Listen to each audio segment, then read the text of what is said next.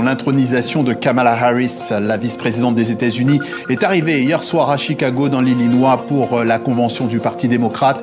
Jeudi, la candidature à la Maison-Blanche du tandem Harris-Walz sera officiellement entérinée. Depuis Paris, 4 jours pour valider une candidature. Il n'y a aucun suspense. Kamala Harris dispose de tous les délégués nécessaires pour être intronisée officiellement. Il faut dire qu'elle a donné, un mois après le retrait de Joe Biden, un nouveau souffle à la campagne du camp démocrate. Le programme de la Convention démocrate a été complètement revu depuis le retrait de Joe Biden de la course à la Maison-Blanche le mois dernier.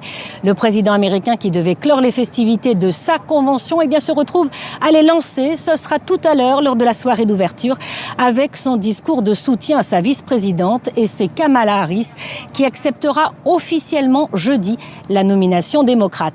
D'ici là, les grandes figures du parti vont défiler sur la scène du United Center cette semaine. Il y aura les anciens présidents américains Barack Obama et Bill Clinton, et puis Hillary Clinton viendra elle aussi soutenir celle qui, comme elle en 2016 face à Donald Trump, tentera en novembre de devenir la première présidente des États-Unis. La grande fête des démocrates est placée sous très haute sécurité, non seulement en raison des craintes suscitées par la tentative d'assassinat contre Donald Trump le 13 juillet dernier, mais également en raison des manifestations attendues. Une coalition de plus de 200 organisations pro-palestiniennes compte bien profiter de cette convention pour protester dans les rues de Chicago contre la politique de Joe Biden vis-à-vis du conflit entre Israël et le Hamas. Kamala Harris semble avoir opté pour une ligne plus dure vis-à-vis du gouvernement de Benjamin Netanyahou, mais elle va devoir expliquer clairement sa politique si elle ne veut pas que ces manifestations perturbent la convention.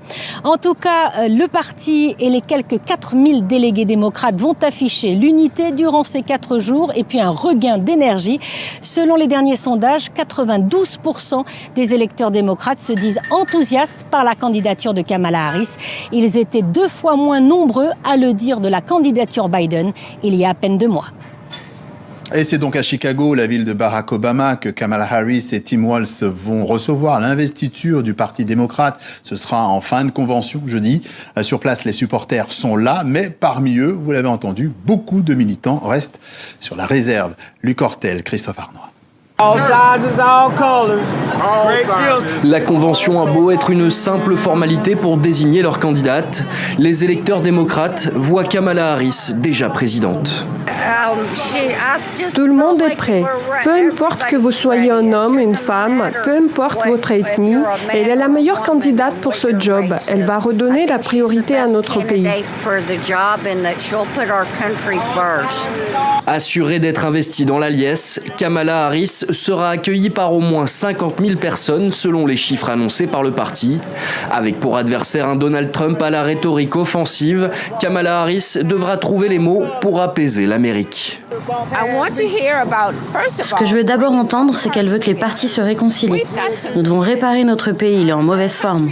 Nous devons réparer, que vous soyez noir, blanc, républicain, peu importe. Je veux qu'elle nous aide à nous réconcilier.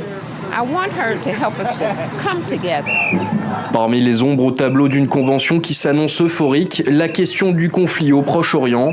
À la veille de la Grande Messe, des centaines de militants de collectifs de soutien à la Palestine se sont rassemblés pour placer la guerre à Gaza au cœur des débats.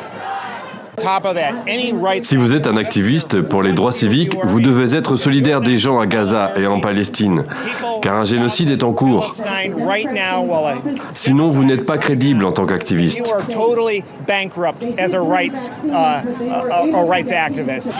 Dimanche, l'une des dernières enquêtes d'opinion montrait la vice-présidente légèrement en tête dans les intentions de vote à l'échelle nationale.